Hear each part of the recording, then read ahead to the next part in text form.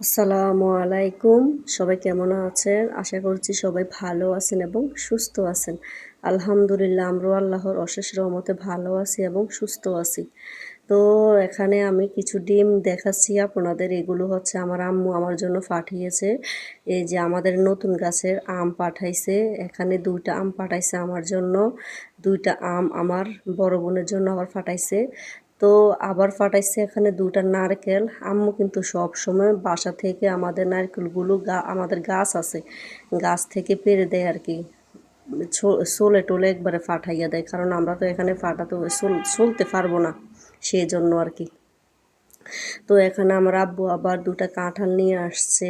এগুলো কিন্তু আমাদের গাছের কাঁঠাল। মাশাআল্লাহ, মাশাআল্লাহ আমাদের গাছে কিন্তু প্রচুর পরিমাণে কাঁঠাল ধরে। তারপরে আবার আমাদের গাছে অনেকগুলো লেবুও ধরে। তো আমাদের হাঁসের ডিমগুলো কিন্তু অনেক বড় বড়। মোবাইলে কেমন দেখা যাচ্ছে জানি না, তবে বাস্তবে অনেক বড়। এই তো এখানে আমি ২ টা কাঁঠাল বের করে নিচ্ছি ব্যাগের থেকে। তো কাঁঠালগুলো কিন্তু কাঁচা, কয়েকদিন রেখে দিলে পেকে যাবে আর কি। তো আমি একটু ডং করতে ছাদে চলে আসলাম। আমার গাঁদা ফুল গাছে অনেকগুলো ফুল ধরেছে, মাশাল্লাহ কত সুন্দর দেখতে লাগছে কালারটা, তাই না পুরা? আসলে এখন এখন কিন্তু গাঁদা ফুলের সিজন না, তারপরও আমার গাছে কিন্তু প্রচুর পরিমাণে গাঁদা ফুল ধরছে আর কি। তো একটু ঢং করার পরে চলে আসলাম, আমার বড় ছেলেকে মাদ্রাসায় নিয়ে আসছি। একটা লিচু গাছ আছে, লিচু গাছের নিচে আমি বসে আছি। দেখুন কত সুন্দর পাতা পড়ে আছে, আমার ছেলেটার পরীক্ষা চলে, তো বসে আছি আর কি। তো কতক্ষণ বসে থাকবো, বাসায় চলে আসছি, রান্না করা লাগবে। তো তো আমার একটা রুম আবার অপরিষ্কার ছিল, এই রুমটাও আমি ক্লিন করে নিছি। তো ক্লিন করে নেওয়ার পরে এখন রান্না করার জন্য আসছি। এখানে একটা মিষ্টি কুমড়া কেটে নিচ্ছি মাছ দিয়ে রান্না করার জন্য আর কি। তো কার কাছে কেমন লাগে মিষ্টি কুমড়া আপুরা জানাতে পারেন। আমার কাছে বেশি খারাপ লাগে না, ভালোই লাগে।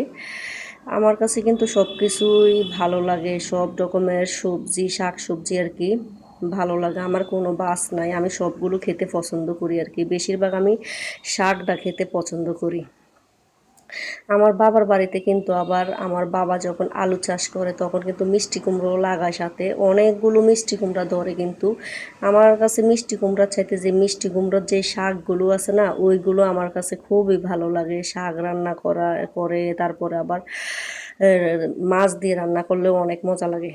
তো এখানে আমি কথা বলতে বলতে মিষ্টি কুমড়াগুলো কুটে নিয়েছি। এখন ২ পিস মিষ্টি কুমড়া রেখে দিয়েছি, এগুলো আমি এক্সট্রা করে ভেজে নেব আর কি। ওই ভাজাটা কিন্তু অনেক বেশি মজা লাগে। তো আমি মাছগুলো তেলে দিয়ে নিচ্ছি। তো এই ফাঁকে দিয়ে আমার নিজের টাকায় যে স্বপ্নটা পূরণ করছি সেটা চলে আসছে, আলহামদুলিল্লাহ। এই জিনিসটার জন্য আমি অনেক দিন ধরে অপেক্ষা করছি। তো ফাইনালি আমার বাসায় চলে আসছে।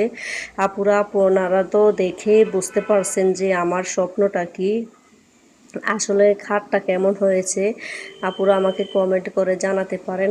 ওই দেখেন এদিক দিয়ে আবার আমার ছোট ছেলেটা ওনাদেরকে এটা সেটা জিজ্ঞেস করে মাথা পাগল করে দিচ্ছে। বাসার থাকে তো সেই জন্য আসলে কেউ বাসায় যদি আসে তখন আমার ছোট ছেলেটা এটা সেটা কথা বলতে বলতে ওনাদের জিজ্ঞেস করে আর কি। তো ওনারা তো এগুলো কথা বোঝে না এখন, আর আমি ছাড়া কেউ বোঝে না, তো সেই জন্য ওনারা কি বলবে, আর সাথে সাথে হুঁ হুঁ বলে আর কি। তো এই যে লোকটা হাসতে আছে বলতে আছে, বাবু তুমি ওই দিকে যাও।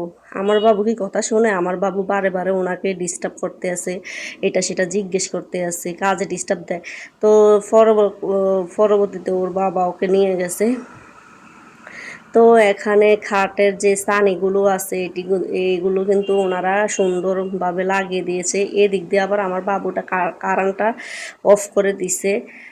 তো ওনারা কাজ করতে থাক, আমি এদিক দিয়ে রান্না করতে চলে আসছি। এখানে প্রথমে আমি আমি কিন্তু পেঁয়াজ বাটা দেই না, আমি সবসময় রসুন ব্লেন্ডার করে রাখি বেশি করে। আমি তরকারির মধ্যে রসুন বাটা দিতে বেশি পছন্দ করি আর কি, রসুনটা খাই আর কি আমি। রসুনের মধ্যে কিন্তু অনেক উপকার আছে, রসুন যত বেশি খাবেন তত কিন্তু অনেক ভালো ব্রেনের জন্য। তো ওনারা কাজ টাজ করে চলে গেছে, ওই দিক দিয়ে আমার রান্না হচ্ছে, এদিক দিয়ে আমি খাটটা গুছিয়ে নিচ্ছি। তো একটা নতুন বিছানার চাদর বিছিয়ে দিচ্ছি।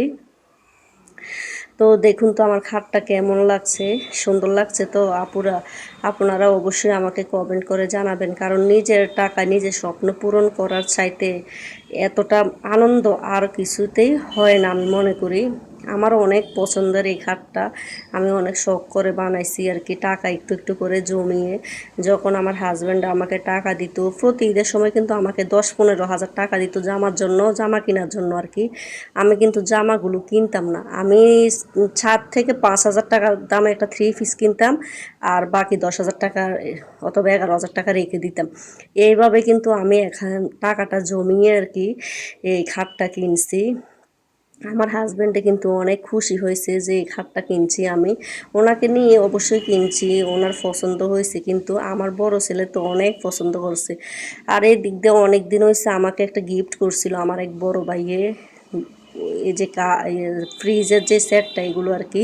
তো এতদিন খোলার সময় পাইছি না, তো এখন আমি ভাবছি কি এখন খুলে নিয়ে দেখি এটার ভিতরে কি আছে।